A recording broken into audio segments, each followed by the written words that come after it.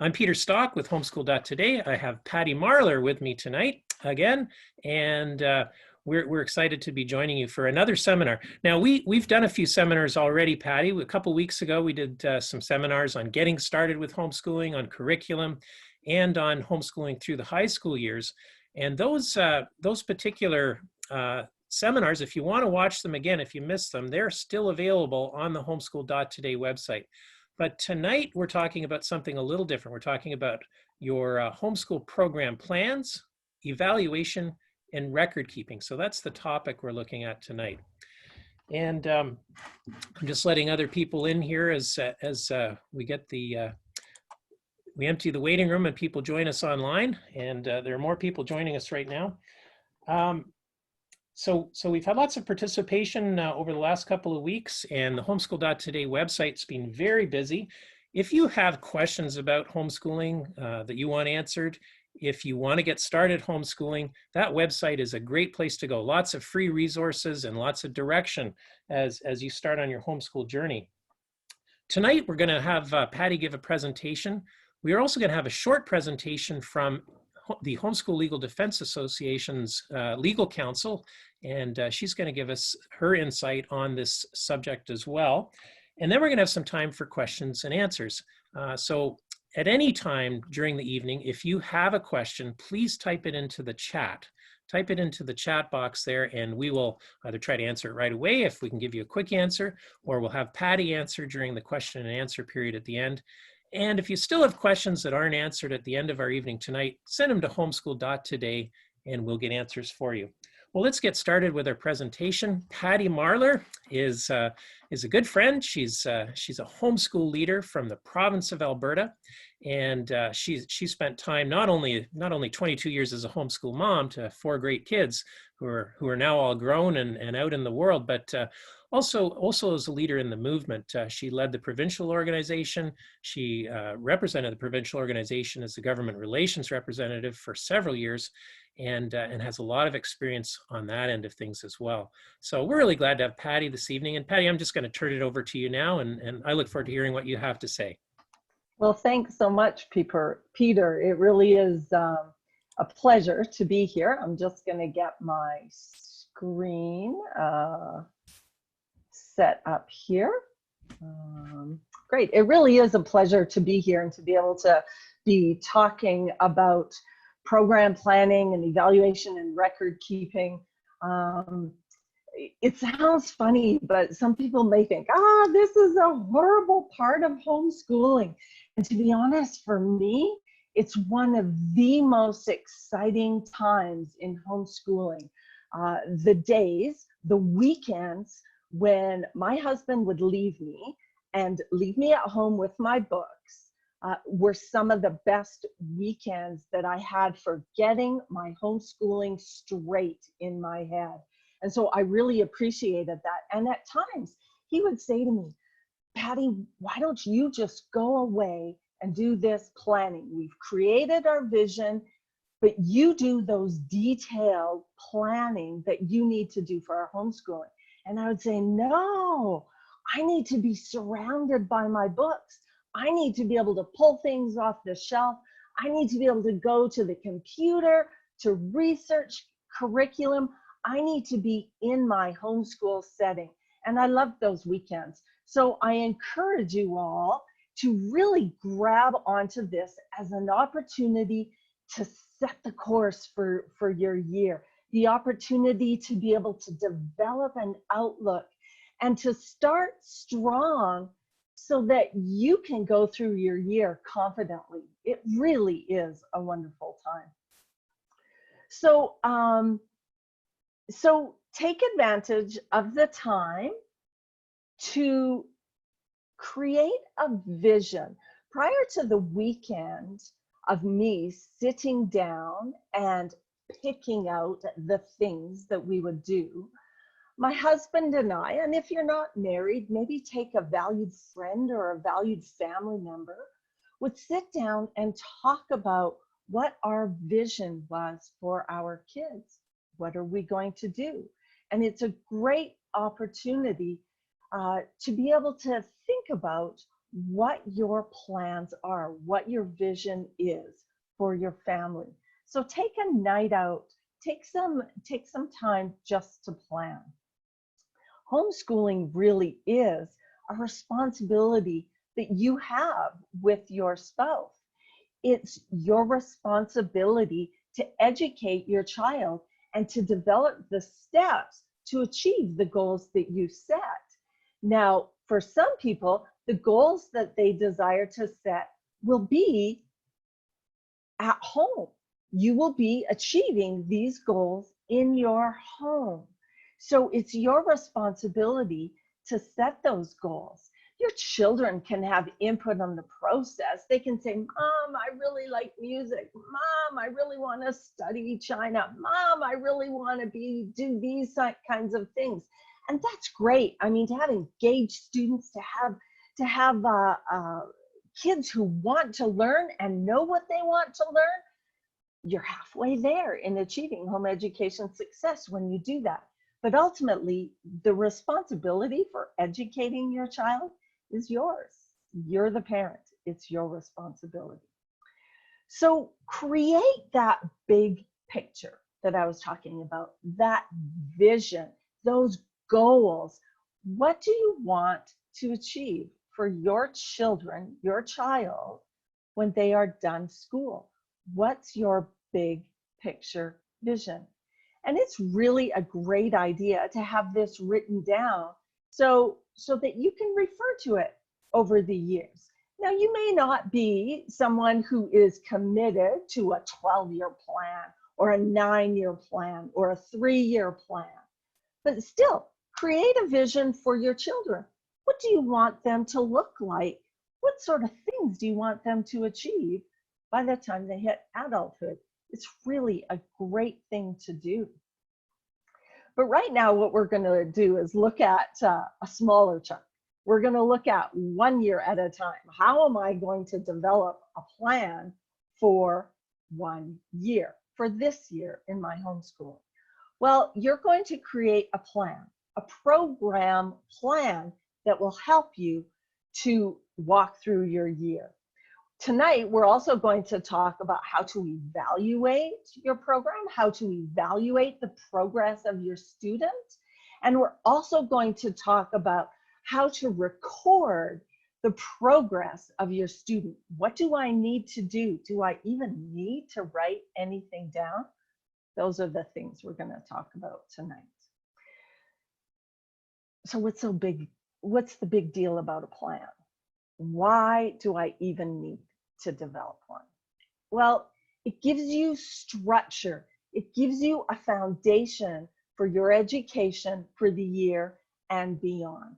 It gives you something to build on so that the months, the weeks, the days are easier to walk into because you know what your goals are for the year, for the month, for the week, for the day.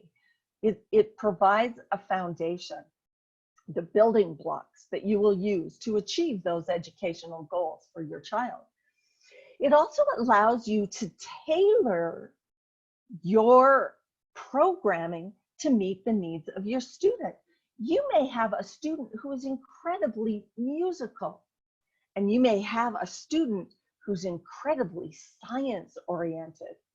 Your plans for them may look somewhat different. You may have some components that are the same, but you may have some components that are developed specifically with their skills, their weaknesses, their goals in mind. So you can tailor your education to your student. It also builds your confidence in your ability to meet educational goals. Sometimes in the early years, before I had developed a system for creating a plan that helped me, there were times when I felt just a little bit lost in my homeschooling. I was like, oh, what do I do now? I'm not exactly sure where to go from here. And when I began to build a stronger plan, a plan that was good for me, when I had those moments, I was able to pull out my plan and go, oh yeah, those are the things I wanted to accomplish. That's what we wanted to do. And it would help to set me back on course and build my confidence as our children's educator. It also provides evidence that you have set learning goals and plans in case of a challenge, a challenge to your home education program by Child Protection Services, by school boards, by ministries of education. This does occur. There are people who will come and say, what are you doing with your child? And not always. There are instances when that happens. So this is a way for you to say, here's the plans I have, here's the goals I have, and this is what I'm doing to work towards them. So a plan is very valuable to you. The uniqueness of your plan will serve your child's special abilities. And that's one thing that I really would like to focus on, is that you can focus on your child's abilities and build their strengths and build their strengths and build their strengths, while gently also working on those weaknesses.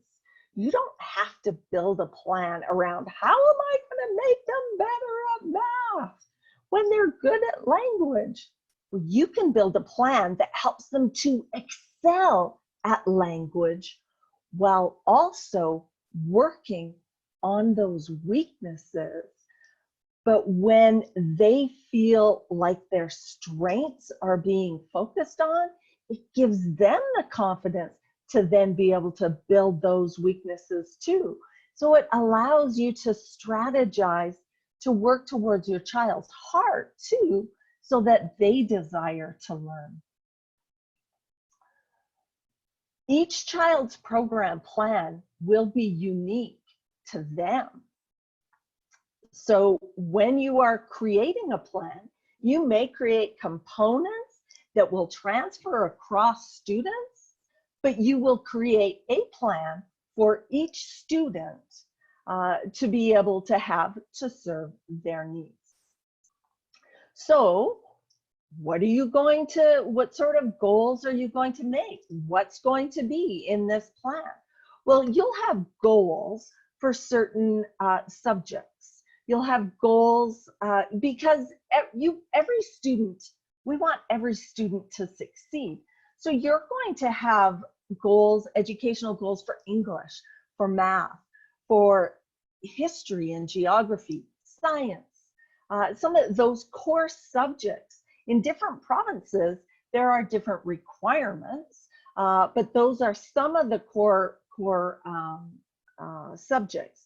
You may have art, physical education, music, other languages, home economic, volunteering, developing character goals. Never underestimate the significance and importance in developing the character of your child, and that those goals are very significant. So I'm going to walk you through the development of a goal. So help you to see how you can maybe pick a subject area and develop a specific goal for that. So first of all, you're going to figure out what you desire to achieve, and you're going to be pretty specific in that. So for example, we're going to look at math. The goal that we have for math for Sarah is that she'll grow in her understanding and her competence in multiplication. Specifically, I want Sarah to learn her multiplication tables for 1 to 12 times. Okay, there's my goal. How am I going to achieve that goal? Well, I'm going to want to lay out the resources and the methods that I'm going to use to achieve that goal for Sarah. So the different resources don't necessarily have to be workbooks or formal curriculum. but they can be. So you may lay out some workbooks and the formal curriculum that you are planning. You may lay out the games that you desire to use. Math, there are so many amazing games that you can use for math, for history, for geography, for science.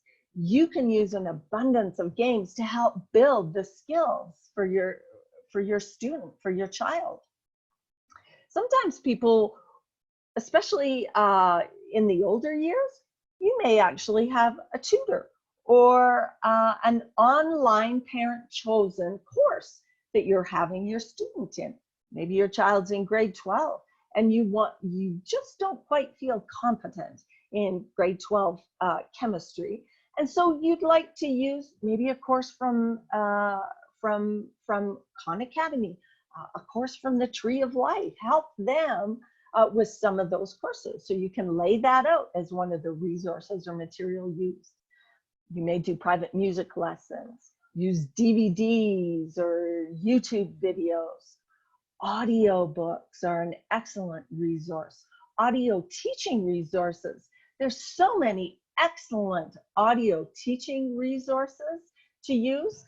For math, for example, you can use skip counting songs. For history, there's amazing audios that you can use. For language arts, you may write out that one of your resources is letter writing. Your children may develop pen pals and write to pen pals. You may use copy work, dictation, spelling correction. Those are resources to help you achieve your goals.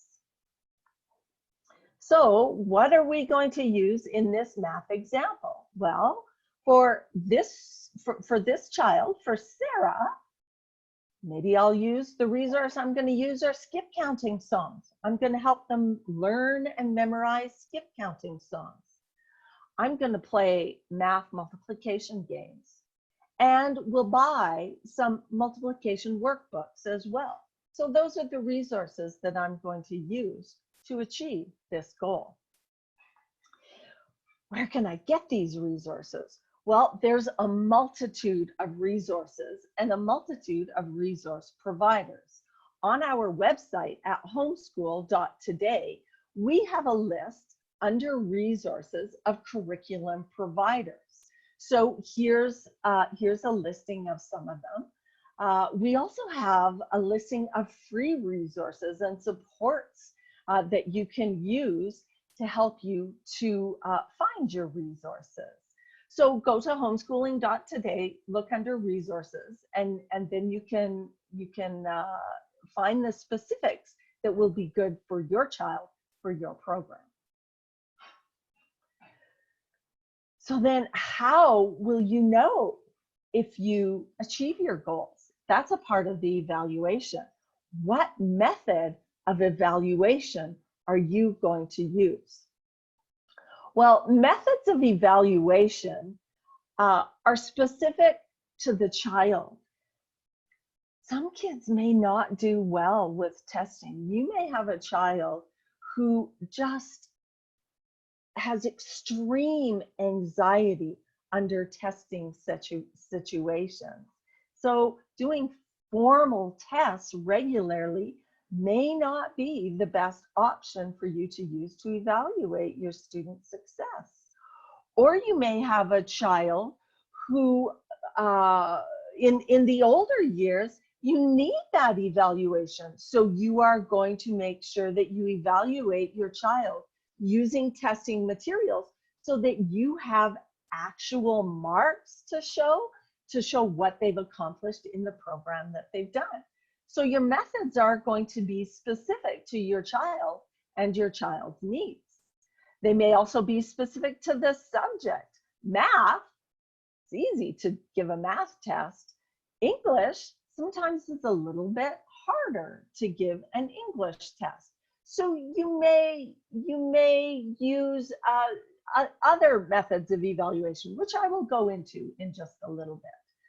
And the methods will be specific to the timing and frequency. Some provinces are going to require you to provide updates. So the type of evaluation you will do may depend on when your progress reports are due. It may depend on how confident you're feeling in what your child is learning. So timing and frequency will be specific to your needs. So here's some of the methods of evaluations that you can use. You can use progress reports, which, like I said, many provinces, some provinces will require. You can use unit tests. At the end of a math book, you have a unit test. If you're doing, say, an advanced biology curriculum, you may have a unit test. There are testing options available. You may keep a portfolio of your child's work. So you keep selections of their work and place it in a portfolio so that you can have that to look back on, to reflect on, or to use in the future as needed. You can watch your child. We are our kids' parents. So when we're teaching them at home every day, we're going to have a pretty good idea of where they are if we're watching them, which comes down to report cards. You may develop a report card for your child if you desire, but it's important to remember that report cards are typically for the parent to be able to figure out where their child is, and you already know. So a report card, I did it on occasion, but mostly when my kids were younger. Notes on progress, journal how they're doing, keep track, write those notes down to see what's going on. Work samples filed in a binder. Provincial tests, some people may opt or may be required to do provincial testing. Canadian Test of Basic Skills is available to many students, and you may decide on your own to do a monthly evaluation or a weekly evaluation, or even a little daily check-in. So those are forms of evaluation that you could use. So in our math example for multiplication, the evaluation that I'm going to set out for Sarah is that I'm going to play a game of multiplication cards at the end of each week, and I'm just going to record how many correct responses she gets, and I'm going to record how many errors she gets. So that's the evaluation method that I'm going to use for this goal for Sarah. And then how will I know if we've succeeded in achieving our goal? Well, for Sarah here, I'm going to determine that if she's accurate 90% of the time, then I'm going to say we've successfully achieved that goal. And I'm going to mark down the exact day that I think we achieved that goal. So there's my goal for math for Sarah. The province-specific requirements are available. There's a summary of things that are required in provinces at homeschool.today. So you can go to our legal page and you can find that. For very specific information, that's also available to HSLDA members on their website.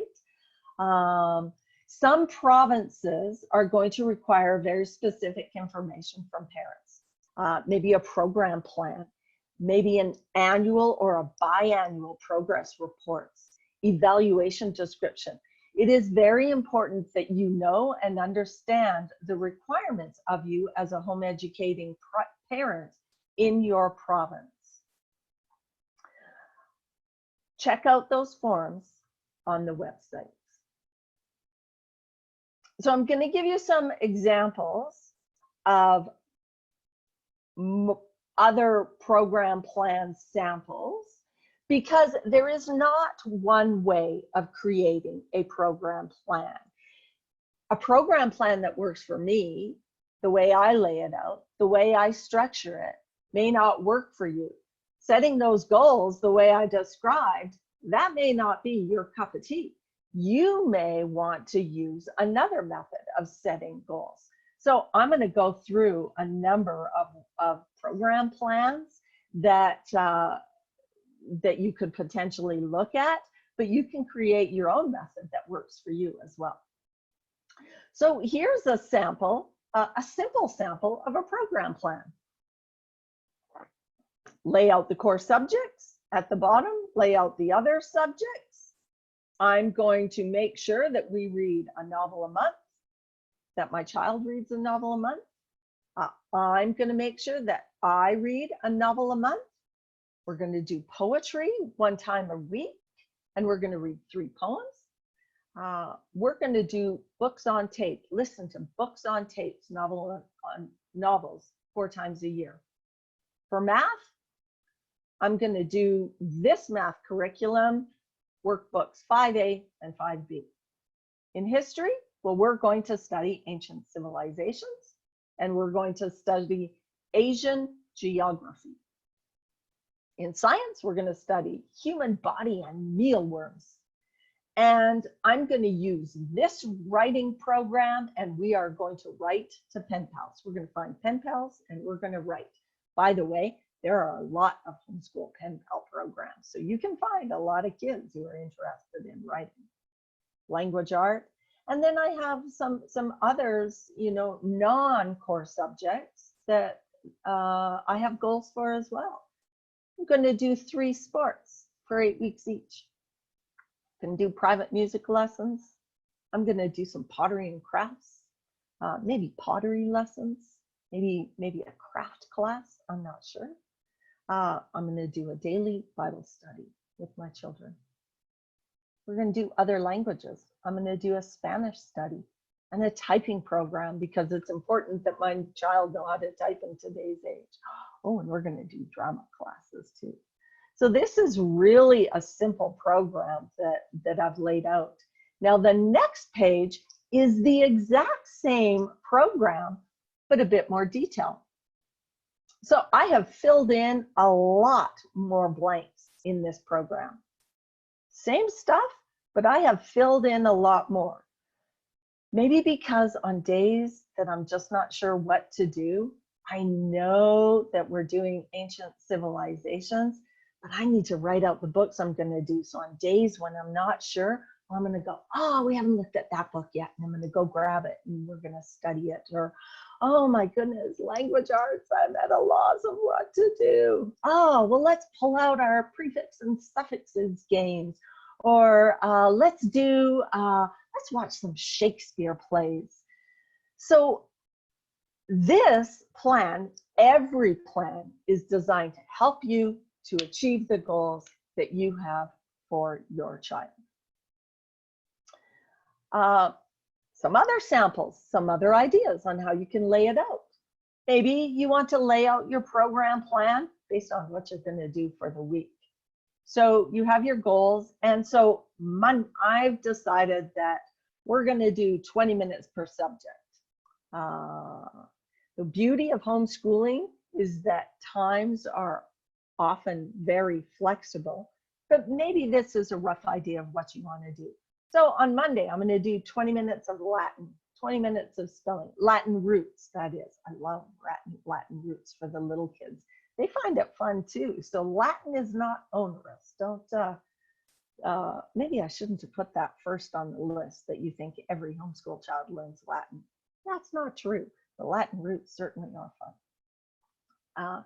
Spelling, read, well, there's 1 hour. Math, Old Testament history, language review, there's another.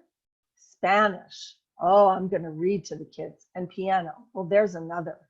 Well, that's 3 solid hours. That is more than enough for us to do. And you know what? Maybe some days I may not get to everything, but these are my goals. This is the schedule I have. And some people like to be very scheduled. So be very scheduled. So this is just a sample daily scheduling plan. Here's a subject intensive one. Oh my goodness. There's a lot in this one. So I'm going to read this history textbook with my kids. And I'm talking a fun history textbook. I'm not talking just dates and times. So this textbook was really fun to read. And on September 10th, we're going to do chapter 1A. On the week of September 17th, we're going to do chapter 1B. So I laid that out. Just another way to potentially do some of your scheduling and program planning. So there are a great variety of program planning options. Develop a plan and a method that's going to work for you. You may pick bits and pieces from what I've talked about, or you may hear things that you go, oh, I think maybe that would work for me, or I think maybe this would work for me. Feel free to do that. This is your plan. Something that works for you, something that's going to meet the needs of your child, and it will meet the legislative requirements of your province. Program plans are flexible. You're not tied to them. You can change them. You can modify them as necessary. Don't feel like once you have written it, you are done and you are tied to this thing. You can modify things. The beauty of homeschooling. So, and that's when things aren't working. Here's some thoughts. Take a break, change things up, plan a field trip. You may want a section in your program plan where you have just fun things to do. So when you have a week when you go, I don't think we could do this anymore, pick out one of those field trips and go. Have a games day, play games. We had a lot of learning games in our home.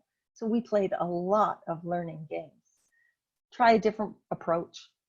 Have dad teach for the day. Use a YouTube video instead of your textbook. Try different things.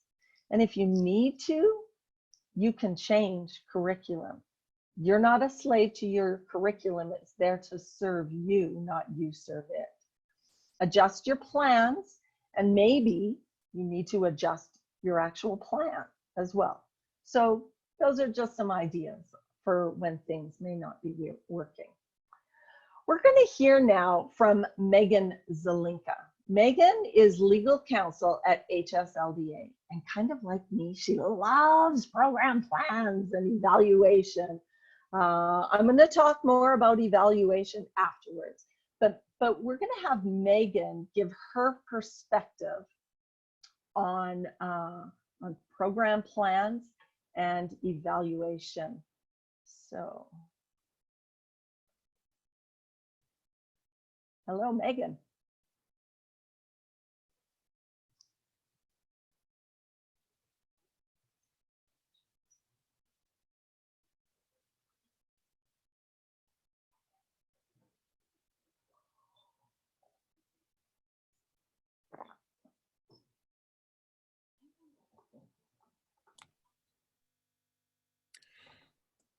Patty, are you going to run the video? Well, I have the video running for me. Oh, it is. Okay, good. It is, but maybe it's not running for you. I'm not seeing it. I'm just seeing your program plan screen. Well, I am very sorry about that. That's Let okay. me try, and I will close that.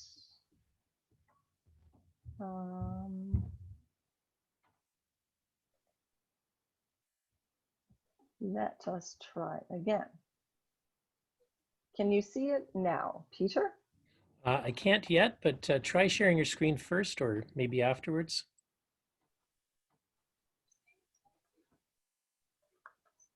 How's that? Yep, there it is. Okay, well, let's try this again then. I am very sorry about that. So this is Megen Zelinka of HSLDA, and she recorded this video just for us tonight. I'm so thankful that she did that. So here we go.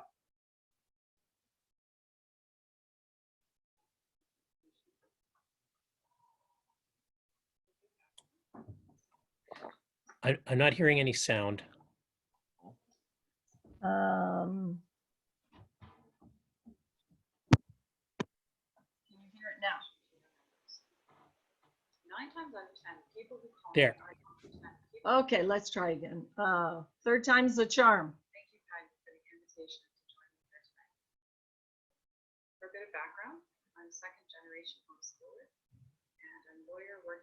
HSLDA Canada. I practice primarily in the area of education law, and I give advice and legal information to our members. 9 times out of 10, people who call me are not people who ever expected to have to speak to a lawyer about homeschooling.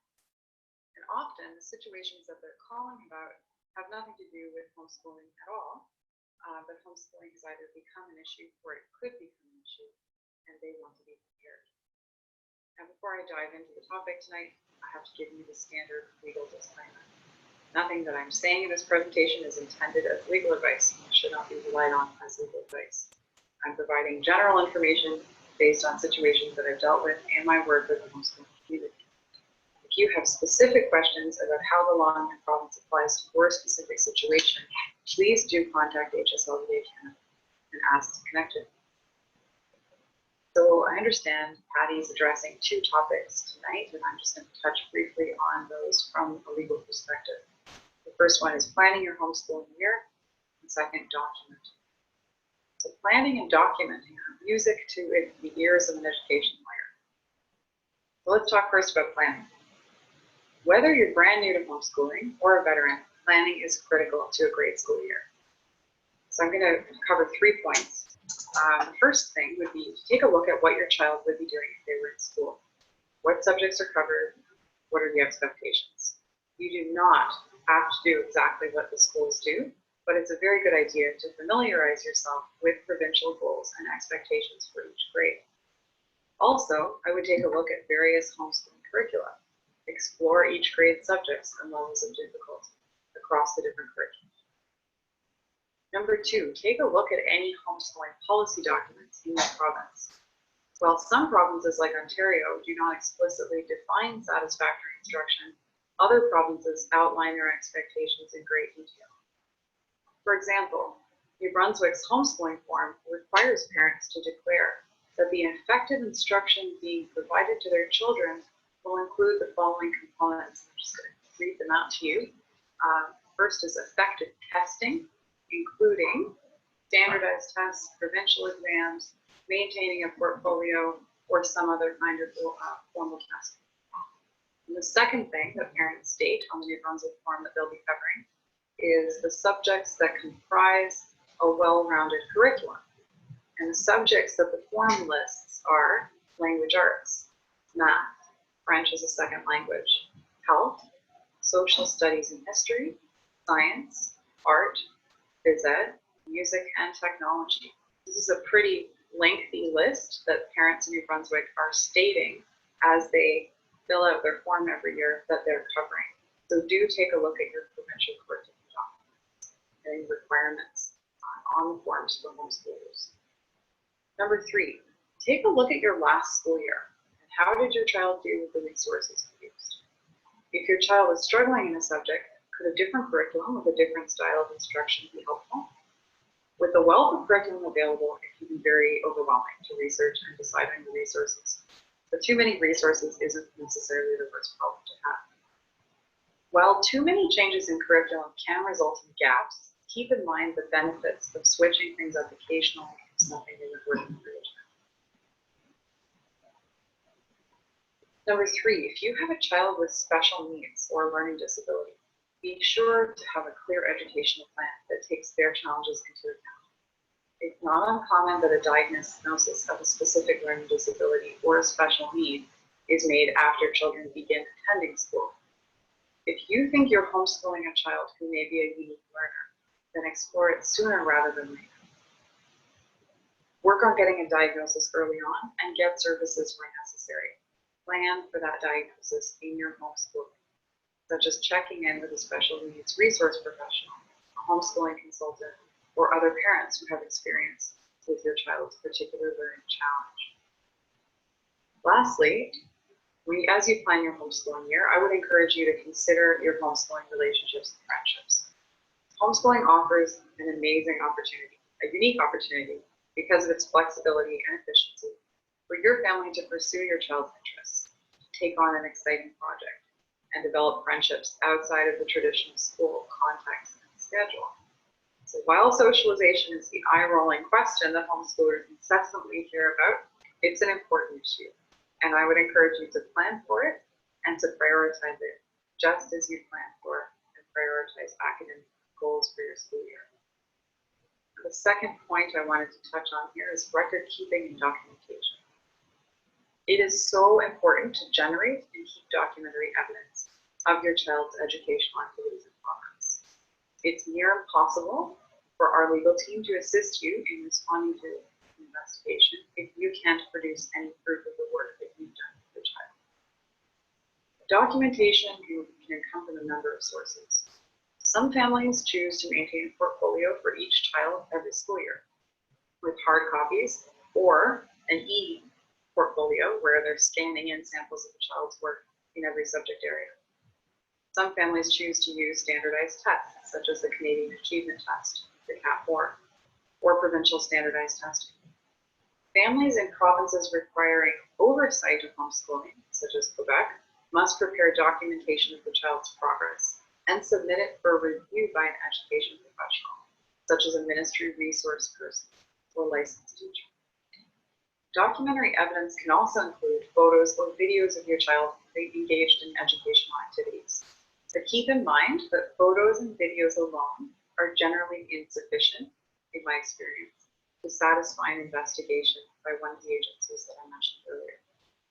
So as children enter upper middle school and high school, ensuring that you have proof of their academic work is even more important, especially when you're planning for college and university. Be extra careful about keeping documentation of the homeschooling plan you've developed for a special needs child and records of the child's academic work showing their progress from year to year. If possible, it's wise to have proper documentation of your child's diagnosis as well, and a clear plan for how you're ensuring that your child is progressing to the best of their ability. Some families that I have worked with who are homeschooling children with significant special needs meet periodically with an education therapist or a psych ed professional to review and develop a plan for how best to meet the child's educational needs over the coming year or two. Other families choose curriculum tailored to their child's needs, or they get training in how to teach their child more effectively. I'm going to hand it back to Patty now, but if you have any specific questions for me, just get in touch with me at info@hslda.ca. Thanks for checking in tonight. Have a good one.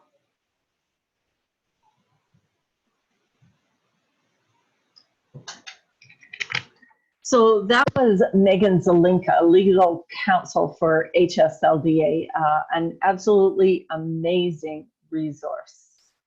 And homeschool mom. So we can't forget the fact that Megen is a homeschool mom. She has 6 kids. So she is speaking with great experience when she talks to us. So I am back to our presentation, just a little bit more about record keeping. Peter, just if you can't see my screen, just let me know. Can't see it yet. Okay. So I have to go to screen share. There we go. Can you see it now? Yep. There we go. Okay. Okay. So record keeping helps you to know what level your child is performing at. It helps you to maintain that record of progress should your child's progress ever come into question, like Megen said, from a board of education, from child protection services or school boards, and then gives you the evidence for in case of potential legal challenges. It can help you to assist your child in obtaining admission to university, and it can motivate and encourage you as a homeschool parent. Oh, look at all we've done. I love record keeping. So one way to do it is to turn your program plan, so we have our program plan that we talked about, into a record of progress. So here is some of the notes when we talked about one way on notes of progress. Well, green would have meant, actually highlighted would have meant we did these things. Crossed out meant, oh, we never got to that. Written in the middle are extra things that we decided to do. And then there's a star at the bottom that says, oh, I ended up keeping a list of books. So make that were read. So they were kept in a journal. So we'll go there. If we look over at the writing component, well, I have a note here. We'll continue using next year. It was a good program. The writing to pen pals was very successful. And I would keep those letters from the pen pals. I wrote the dates that they were completed, the language arts program, and how much of the Simply Grammar program that we completed. We ended up not doing the mind benders. And we ended up watching 6 instead of 3 Shakespeare plays. So there's a lot of notes that can be taken and shown on your program plan. So this is a program plan turned note-taking resource, evaluation resource. And it became a planning tool for next year. If I go back a little bit, and if I look at the math in the upper left, I can see that we only completed to lesson 35. So we're going to start on lesson 36 next year. This is going to help me in my planning for next year as well. So in terms of record keeping, like Megan said, keeping records important.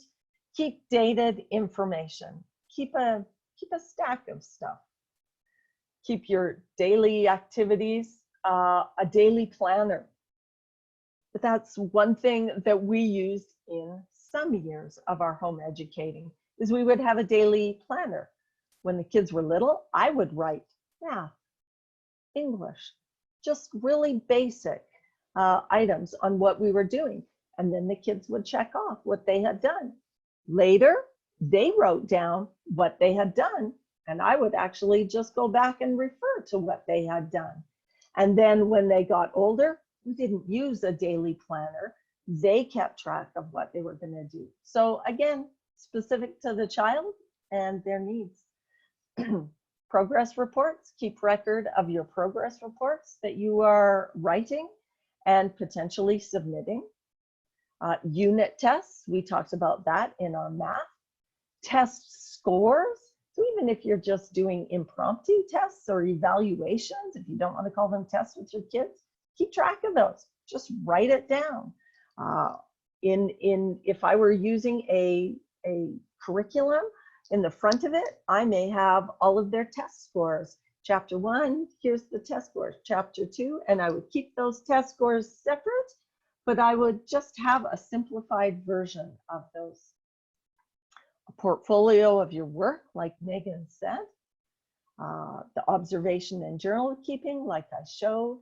Work samples, very important, especially in English when you get to the high school. If you're looking at using your portfolio for getting into university, very important to have written samples of your writing.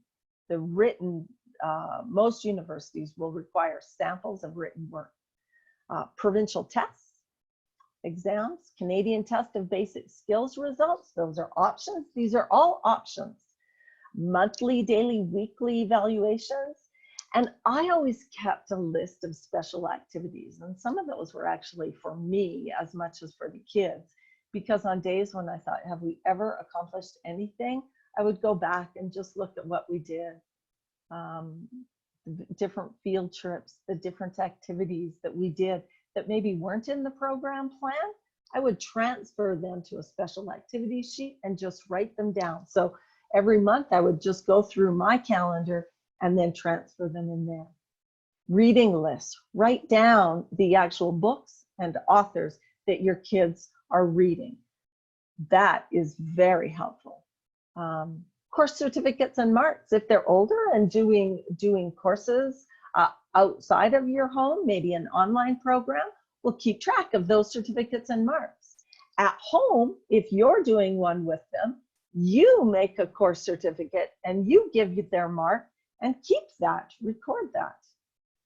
And then have a transcript of their courses and marks, especially for the high school years.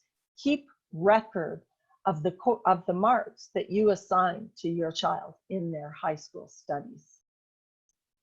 And then a high school portfolio. That's actually a workshop all on its own, developing a high school portfolio that you would keep your, I'm just going to leave this. If you need to refer to it, feel free to come back to it. Transcripts of marks, reading lists, dated writing samples, course records, extracurricular courses, employment and volunteer information, music and sporting awards, and special achievements. Those are all things that we have used to assist our children to get into post-secondary institutions. And we've been very successful with that. So I think we're reaching the end. If there's more that you need on the, in terms of record keeping, there is more information available to HSLDA members. If you want more detailed work, there are portfolio guides, portfolio workshops, templates for various things. So these are available to HSLDA members, these fillable forms. And then finally, here's just a list of the workshops that we have done this fall that you may be interested in. So yeah, so thank you very much for coming in and visiting to a Homeschool.today workshop. So Peter, I think maybe we are ready to go to questions if anyone has any questions. Oh, I think we are too, Patty. Thanks so much for that presentation. And I know the video with Megan was just a tiny bit choppy when it started, but hopefully people caught the information she had to share as well. And we can certainly repeat anything if people have questions about what they heard or perhaps didn't hear. I do have a question here right away that somebody wanted a little bit more detail, Patty, from you. Could you speak again about how specifically to create a high school portfolio? Well, like I said, that is, I've done an hour-long workshop just on that at conferences. My suggestion to you is to keep track of everything, to throw everything into a binder. And then when you're done, actually, I do have sort of a portfolio here of one of my children, and it's divided into sections that I would have called transcripts. Let's see, what did we call transcripts? Reading lists, courses, music, volunteering, and writing samples. And I would have course syllabi, I would have marks that I assigned, I would have certificates, I would have transcripts that I kept, transcripts that I made for our children using, you know, those forms that were available to me as a member. Music achievement, it's really is more than just a simple answer. That's right. Yeah, no, that's certainly true. I think one thing people do need to understand, though, is they don't need to keep absolutely everything, though, right? I mean, we're not every word that's written, absolutely every worksheet that they've done in their math class. This is a summary or an example of the work they've done throughout the year, including tests and so on. Yes, yes. And I mean, I think it varies by person. You know, Megan talked about keeping stuff, but, you know, this binder would have been a record of a whole year for one of my kids. So it's not like I have every piece of art or everything that she did in there. Exactly. Yeah. Okay. We had a couple of questions about past seminars and also this seminar. As people saw various screens, they said, could I see that screen again? What I'm going to suggest for people is the seminars that Patty's done previously to this and this seminar will all be, well, the first three are already posted on the Homeschool.today website, and this one will be posted just in the next day or two. Once it's posted, you can go back and you can actually pause if you want to look at a particular page in more detail at one of the slides and Patty's presentation, you can take as much time as you like to look at it at that point. I don't think we'll take time to do that tonight, but that will be available very soon for people. And so Okay. when people go to the website to find those, just click on the virtual homeschool workshop link. It's a nice big picture of a man with his child, and just click on that and it'll take you to the various workshops. Exactly. Okay. All right. Portfolios. Okay, we had another question here. This is kind of, this sort of borders on the legal a little bit, and I'm not sure if it was asked for legal reasons, but the question is, how long should you generally keep your reports for, especially for the elementary years? And of course, we can't give a very specific legal answer to that question, but maybe you could give a general answer anyway, Patty. You know what? I just keep them. I keep the portfolios because in addition to being good records, should they ever be required, they're actually amazing memorabilia. So, and if you, it's not like I have shelves and shelves full of old stuff, you know, I have just a small box for each of my children for all of their materials over the years. So just keep it. Yeah. I would just keep it. Find somewhere. It's kind of a best of record, isn't it? You know, the essay they wrote when they were in grade 9, or the picture they drew in grade 2 or whatever. It is. Yeah. In Okay. terms of requirements, I really don't know, and that could be something. You know, Well, like it's gonna vary province to province for sure, if, to the extent that there is you know, sort of a legal requirement. There isn't a specific one that I'm aware of anywhere, but certainly it can be more helpful in some provinces than others. But if you want a really specific answer on that based on where you live, please contact HSLDA and get that answer from Megen. She's the person who can answer that for you specifically. Okay. I did have a question here. I'll just answer it briefly. Do we offer this particular website and service, homeschool.today, en français? Unfortunately, not yet, but that is to come, and we do hope to serve Canadians in our other official language as well in the months to come, but we're only working on that at the moment. So that's the answer to that question. Here's another one for you, Patty. Do you have any advice for parents who are teaching more than one grade at a time? This particular parent has kids in grade 4 and 7, and he or she asks, how long should I spend at each subject per day? And again, I think I know the answer, but I'd love to hear what you have to say. Okay, so I'd say when you're developing the program, develop part of it together. So things like social studies, science, many of those subject areas can be studied together. So you'll read the same novel, you'll look at the same information together, but then specifically your grade 4 student is going to be required to do different things than what your grade 7 student would be required to related to that topic. So you can come together and do a lot of work together and then go have them do a little bit separate on their own. Now, typically math curriculum is, that's done at a student's level. I often had kids who would try and beat their siblings. So it was motivation for the younger one to try and catch up. And it was motivation for the older one to make sure they stayed ahead too. So, and that was nothing I imposed on them, but they did themselves. So yeah. And then each subject, I don't think there's a time that we attach to each subject. The beauty of homeschooling is that many subjects will actually overlap. So while you're reading literature for English, you're actually studying history because it's historical fiction.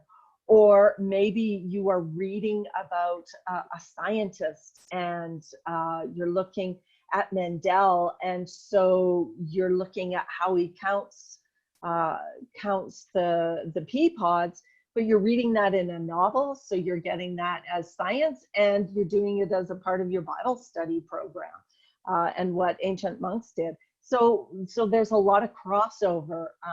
I don't think you have to assign a time. And there were some days when we just did one subject because it was fun. And then you do other stuff the next day. You just get really motivated to do something and you stick with it. You don't have to move when a bell goes off. Exactly. Okay. Question here. I don't know the province, but I'll read the question, and if we need more information from the questioner, we'll ask them to type it in quickly in the chat. The question is this: I was in the process of trying to get my son an IEP with his elementary school. I believe he is working at a kindergarten grade 1 level, and he will be going into grade 2. Is it important that I keep him working at a grade 2 level, or do I have the freedom to essentially start him from the beginning? It's a little bit off the subject of what we're talking about tonight, but maybe it's a question you might have a brief answer for. Is that one you can answer, Patty, or do we need some more information? You know, I think that's a part of that designing a program for your child's needs. If they're working at a grade 4 level in English and they're in grade 2, then hey, do the grade 4 stuff. If they've missed stuff in math, don't push them ahead. Slow down, go back, do what they've missed. I think you develop the program around your child's weaknesses and strengths. Mostly, you know, I'll flip it the other way. Figure out what they're good at and help build their confidence, and then work on their weaknesses so that they can do it confidently. Yeah. Okay. We've got another question that's about portfolios, and the questioner says, I've heard that most universities want to see info from grade 10 through 12. Is that correct? Yeah, I think it really depends on the institution. Those grade 12 marks, accomplishments at a grade 12 level programming, which could be your own program or it could be provincial programming. But those marks are often what's required. But yeah, for sure, I definitely developed transcripts for every grade in high school and kept track, because yeah, some programs will only require grade 10, say math. So you want to have those results. So for sure, keep the portfolio for the whole high school. Yeah. Okay. Just going back a question, you know, I said, you know, you can gently work on weaknesses. I never intended, just in case it's misinterpreted, to say don't work on weaknesses. I'm just saying that you can do it in a loving, gentle, kind way to build. And once they have their confidence on building on their strengths, then building those on the weaknesses can be easier in their hearts, in their spirit to do. Exactly. Okay. I think we're getting to the end of the questions. If you do have a question, this is your chance to ask it. So get it in quickly. We have one suggestion here, and we'll take it under advisement. Would it be possible to have a workshop on the making of a portfolio? This individual has been hoping for more information on that. I can tell you that HSLDA does provide more information on that if you're a member. So contact them if you're a member. If you're not a member, of course, you can join. And let's see. We have another question that's just come in. And okay, so the question is, how do I set my goals? I think you answered that earlier, Patty. I'm going to suggest to the person that perhaps they'll want to watch this video again from the beginning once it's posted on the website, and they'll definitely get the answer that way. I'm sorry you'll have to wait a little while for that, but Patty did go over that in fairly vigorous detail there earlier. All right, and couple of websites people should be aware of. Again, we've talked about homeschool.today, and there is a great number of resources there in terms of questions that are answered on a variety of homeschooling topics. A lot of resources as well that people should be aware of, and of course the previous sessions that Patty's already done on topics such as how to get started with your homeschooling, how to homeschool through high school, and also curriculum, choosing curriculum. So lots of great resources there that you can benefit from absolutely free of charge. Homeschool.today is a service of the Canadian Centre for Home Education, and it's a registered Canadian charity supported by homeschooling families across the country who just want to help other homeschooling families. That's what we're all about, and no government support. And the other website people will want to know about is HSLDA. That's the Homeschool Legal Defense Association. You can learn about how to become a member at HSLDA by going to the website. HSLDA provides services that no other organization in Canada provides to homeschoolers, including legal advice and assistance, liability insurance for group events, a great digital library. In fact, you may not even know this yet, Patty, but we've just added a section to that digital library on Canadian history.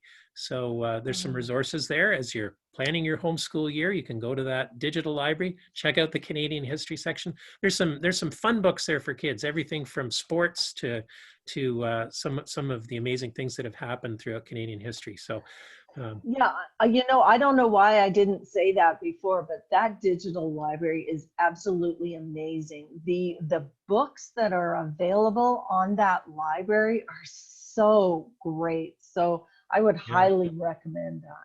Yeah, and one thing that people on this call may not know is that they're not only ebooks that you can read, and they're great for material for your homeschool day or just for pleasure, but also there are a lot of audiobooks. So if you're doing the dishes, you're going on a car ride, bedtime, whatever it is, and you want to listen rather than read, that's possible too with a lot of great literature. So encourage people to check that one out as well. So again, two websites, homeschool.today and hslda.ca. Well, I've got two more messages here. Let me check them quickly, Patty, to see if there's a question there. One question is, are HSLDA and Homeschool.today separate memberships? Well, just to clarify, Homeschool.today is free for everyone. You don't need a membership. You can check it out anytime. HSLDA is a fee-for-services-based organization. So you pay a monthly or an annual fee for membership in HSLDA, and then you're a member and you have access to all the services. So that answers that question. And I think we caught the other one as well. So, all right, I think we're going to wrap it up there. Did you have any final words you wanted to share with our crowd tonight, Patty? Yeah, the title of this workshop sounds so boring, but it really is so exciting.